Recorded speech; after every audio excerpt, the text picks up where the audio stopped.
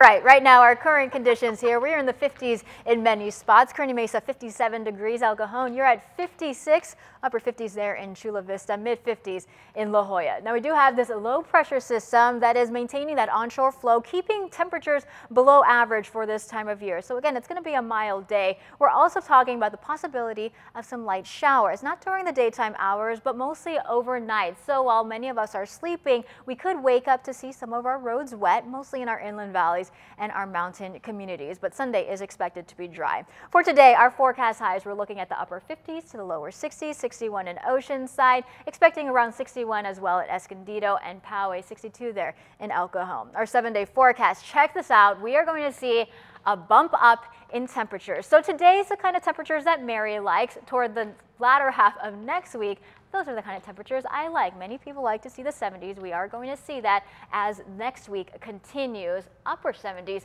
by Thursday in our inland valleys. Heading up to the mountains today, we're looking at windy conditions and cooler conditions in the 40s. The desert 70s today, mid 60s by tomorrow.